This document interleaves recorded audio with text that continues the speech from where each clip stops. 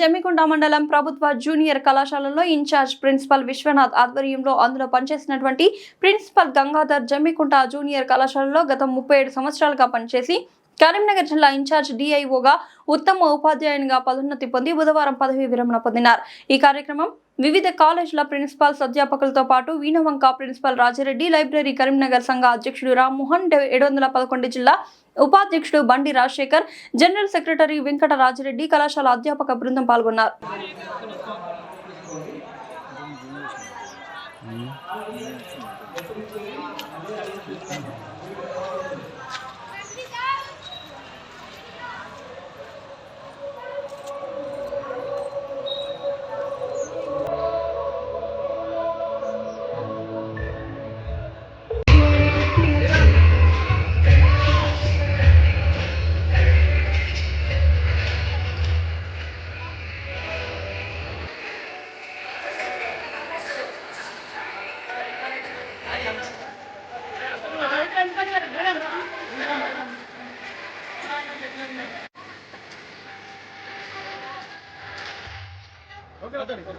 Brother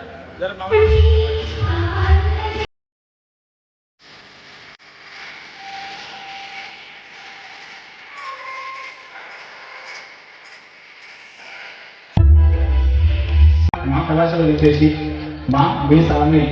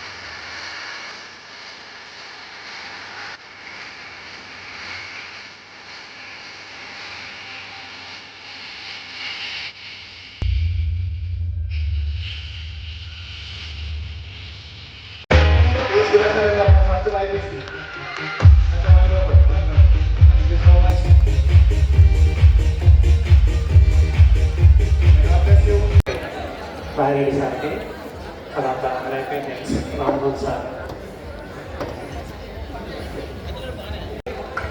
నిజానికి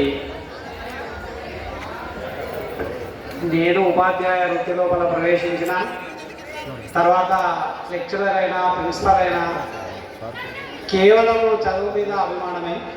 నిజానికి మాకు చదువు పట్ల అభిమానాన్ని కలిగజేసింది.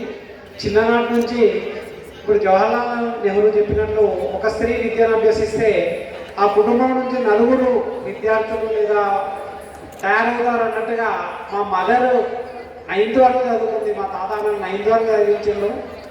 ఆమె పట్టుదల వల్లనే నిజానికి మేము 4 కూడా మా ఇంట్లో ఉన్నటువంటి కుటుంబ సభ్యులు అందరము చదువుకోవడం జరిగింది. తర్వాత మా ఫాదర్ వల్ల నాకు పుస్తకాలు చదవడం అలవాటైంది. కాబట్టి మా జీవితం లోపల నేను స్మరించుకునేటువంటి మొదటి వ్యక్తి మా మదరు. తర్వాత మా ఫాదర్ వల్ల పుస్తక అభిరుచి నాకు కలిగింది. తర్వాత నా జీవితం లోపల ముఖ్యమైనటువంటి 3 స్త్రీలు ఈ వేదిక మీద ఉన్నారు. ఒకరు మా మిస్సెస్. తర్వాత ఇక నేను ఏ టైంలో పోవాలన్నా ఆ టైం వరకు వంట చేయడం, ఉదయం 6 గంటలకే పోవాలన్నా కూడా 5 గంటలకి వెళ్ళేసి టిఫిన్ తయారు చేస్తాం. 5 గంటలకే పోవాలన్నా మనం 3 గంటలకు లేవాలి. ఎందుకంటే మనం ఒక టైంకు రావాలి అని అంటే ఆ టైం వెనుక ఉన్నటువంటి కృషి, నేను మాట్లాడకున్నా మౌనంగా ఉన్నా, పుస్తకంలో తలదూర్చిన నా మౌనాన్నే సంభాషణగా నేను ఉండడమే ఒక ఆనందంగా ఆ ఇంట్లో అట్లా ఫీల్ అయినటువంటి వ్యక్తి మా మిస్సెస్.